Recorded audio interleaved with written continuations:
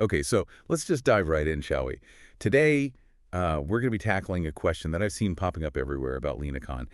Is she like a visionary leader taking on big tech, or is there something more to it? Like something more self-serving? Yeah, it's a fascinating question.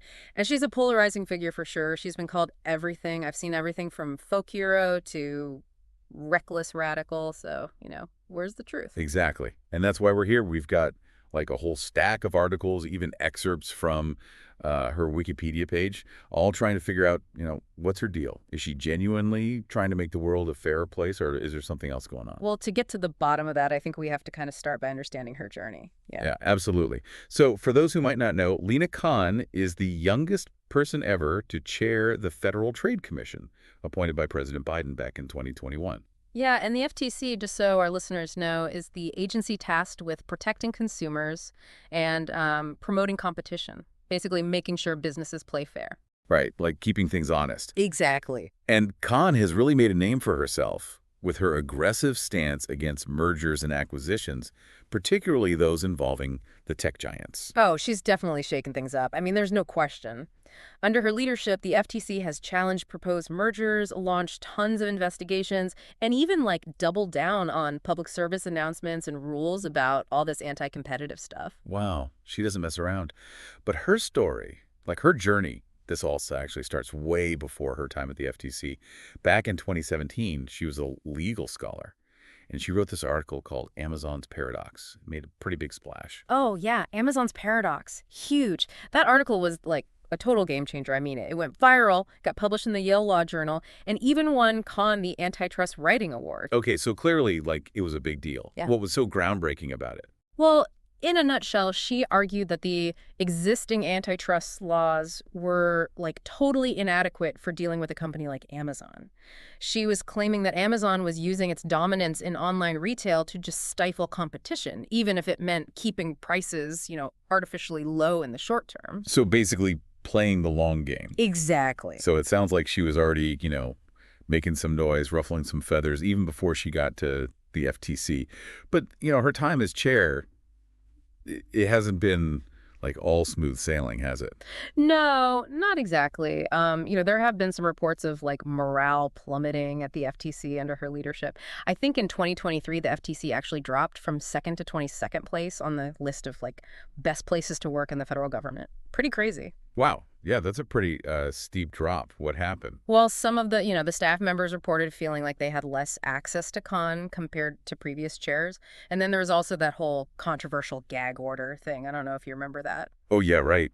That restricted staff from participating in certain, consumer and business education activities. Interesting. So it seems like, her approach, while definitely bold, it has ruffled some feathers along the way. For sure. Yeah. But despite, whatever's going on internally, Khan has certainly been active on the antitrust front. She's launched investigations into several big tech companies, Amazon, Meta, Google, the whole gang. So let's talk about Amazon first. I know the FTC filed that big lawsuit against them, Yeah. alleging that they were using their market power to basically maintain this monopoly in online retail. Right. And that case is actually set to go to trial in 2026. Oh, wow. So it's dragging on. Yeah.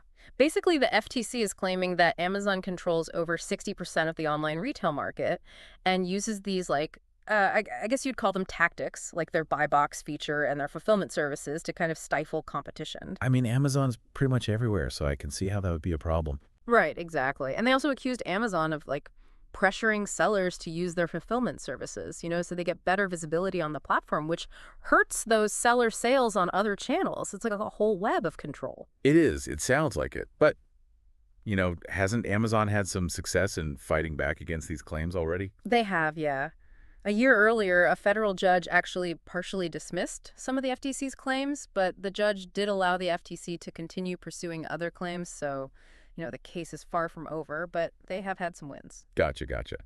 It's interesting because in her Amazon's Paradox article, Khan seemed to be arguing the opposite.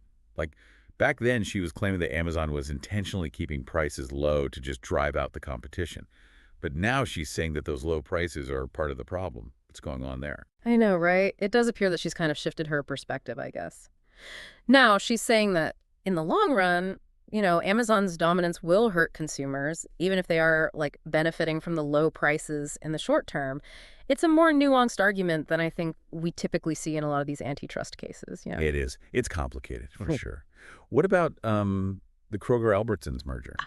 That was a pretty big deal, right? Huge. Yeah. I think the FTC's successful challenge of that merger in late 2024 was like a defining moment for Khan's time as chair. It was really seen as a real victory for consumers and like a clear signal that she was actually willing to take on these really powerful corporations.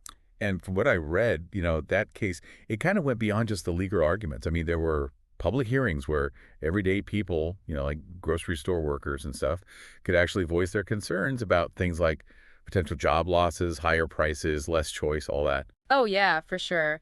It was really interesting. Khan made it clear that she was like actually listening to the concerns of ordinary people, and not just these arguments from these high-priced lawyers. Right. So it wasn't just some closed-door legal battle. Exactly, yeah. It really played into that whole like David versus Goliath narrative, Yeah. with Khan kind of like stepping in as the champion of the people against, these giant corporations. And I imagine the media just ate that up. Oh, they totally did. There was tons of coverage, both nationally and in local newspapers, portraying her as like this, this hero, a champion of the people. And it seemed to have an impact because, over 100,000 people actually submitted comments to the FTC about the merger, and a lot of them were expressing opposition. Wow. So she really managed to, galvanize public opinion on this. It seems like it. Okay, so we've got Amazon, Kroger-Albertsons. What other big tech companies are on her radar? Who's next on her list? Well, there's Meta. The FTC has that antitrust trial against them set for April 2025.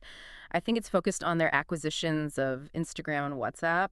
The FTC is claiming that those were like illegal attempts to eliminate competition and kind of solidify Meta's dominance in, the whole social media market. Well, right. I remember that. Uh, Didn't that lawsuit get dismissed at first, though? yeah, it did. But, shortly after taking over the FTC, Khan kind of rebuilt the case, and a federal judge ruled that it could actually go to trial. Oh, wow. So she's persistent. Very much so, yeah. Oh. And her supporters see that as a strength. They argue that she's willing to fight for what she believes in, even when she's facing, really powerful opposition. Yeah, I can see that.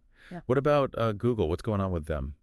So the FTC is currently looking into their $2 billion investment in Anthropic, this AI startup that was founded by some former OpenAI executives. Huh? Yeah, they basically want to understand if this investment, along with other similar partnerships, could distort innovation and harm competition in the whole AI industry. Right, because this is all happening at the same time that the Department of Justice is going after them, right? Yeah. Pursuing their own antitrust lawsuit against Google's search business. Yeah, that's right. And in August, a federal judge actually ruled in favor of the DOJ. They concluded that Google has an illegal monopoly in search. It's a pretty big deal. Wow. Yeah, that is huge. So what does that mean? Could that actually lead to, them breaking up Google? Potentially, yeah. It's something we haven't really seen since the whole AT&T breakup back in 1982. Wow. So just to recap here, Amazon facing an antitrust trial, Meta facing an antitrust trial, and now Google could potentially be broken up. It sounds like Lina Khan's on a mission. Yeah, she definitely doesn't shy away from a challenge. But there is, a lot of uncertainty surrounding what's actually going to happen next, especially with all the recent political changes in the U.S. You're talking about Trump getting elected again, right? Exactly, yeah. A lot of people are predicting that he's going to, fire Khan pretty soon. And so what happens to all these big tech probes if that actually happens? That's the big question. It's hard to say for sure. Some legal experts believe that a lot of these actions have gained enough momentum that they'll just kind of keep going, even without Khan at the helm. But others think that, her leaving could significantly weaken the cases, or at least lead to a much more lenient approach from the FTC. So it could be like a flash in the pan, or it could be this long-term shift, this sea change. Exactly. And it's not just about these specific cases, it's the rules and regulations that she's put in place. Those could actually be pretty hard for a new administration to completely undo, so her influence could really extend well beyond her time at the FTC. I see. What are people saying about the possibility of her being replaced? Well, J.D. Vance, he's the newly elected senator from Ohio, and, a lot of people think he might run for president in 2028, and he's been pretty vocal about his belief that, Khan is going to get fired soon. Well, yeah, he's a Republican, so it's not super surprising that he's not a fan of her more aggressive approach to antitrust. Yeah, that's kind of the general feeling among Republicans. They tend to, favor a more hands-off approach to regulation, arguing that government intervention stifles innovation and, hinders economic growth, that whole thing. Yeah, yeah. But even some Democrats I've read have expressed reservations about her approach. It's not just, a straight party line thing. That's true. Some worry she's overstepping her authority and that, her actions could ultimately backfire and end up harming consumers instead of actually protecting them. Right. And they also argue that, despite Khan's aggressive enforcement, Silicon Valley continues to just thrive. Like, venture capital investments are still strong, and it all kind of suggests, they argue, that maybe breaking up big tech isn't necessarily the solution.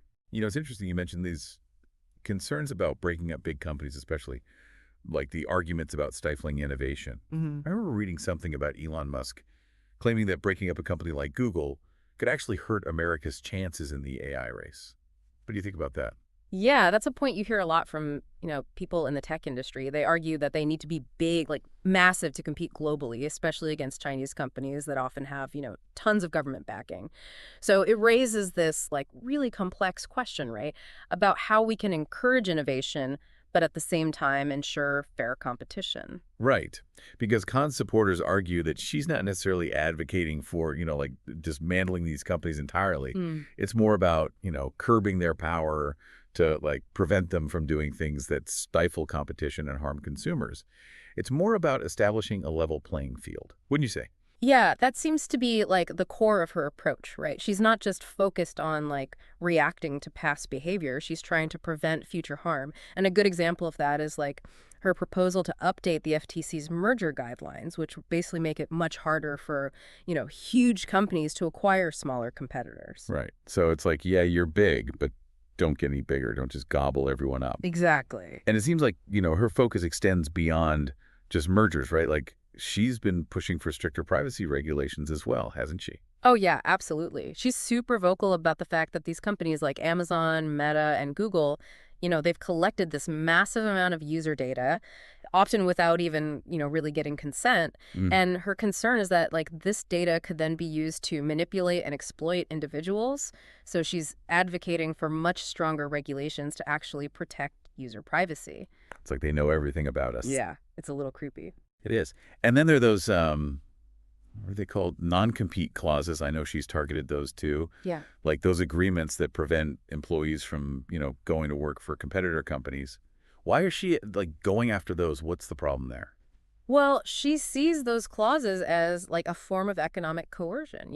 It keeps wages down and really restricts worker mobility. I mean, in August, she actually tried to ban them nationwide, but a federal judge in Texas blocked the rules. So it's a really clear example of her, her efforts to kind of shift that balance of power away from corporations and like give more power to the workers. So it's kind of this like Robin Hood vibe almost. Yeah, guess you could say that. Okay, so it sounds like, she's really trying to like challenge that whole status quo and Yeah. redistribute power, taking it from the large corporations and kind of giving it back to consumers and workers.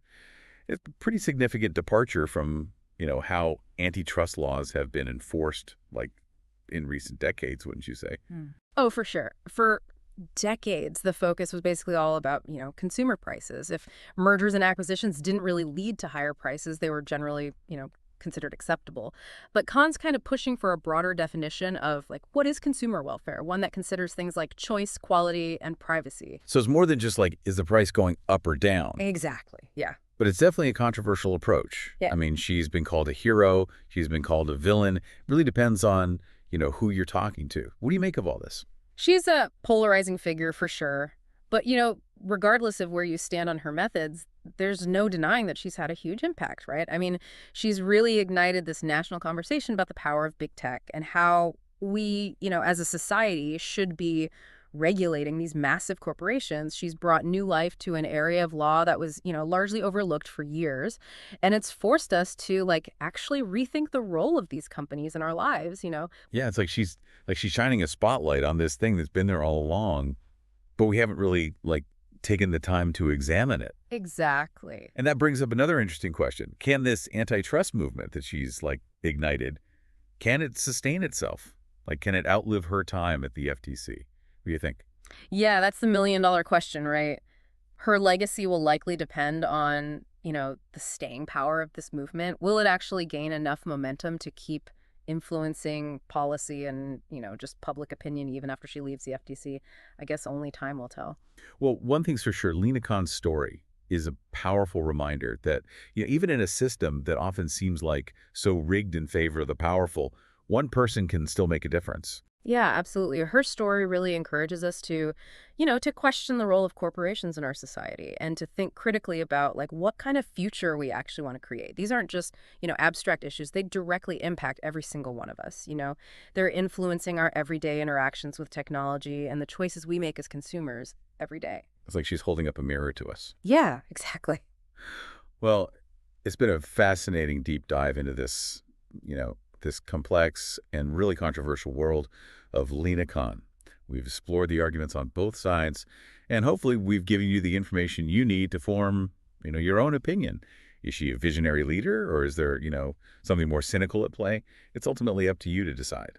Yeah, and we encourage you to continue exploring these issues and to really engage in this critical conversation about, corporate power and its impact on our lives.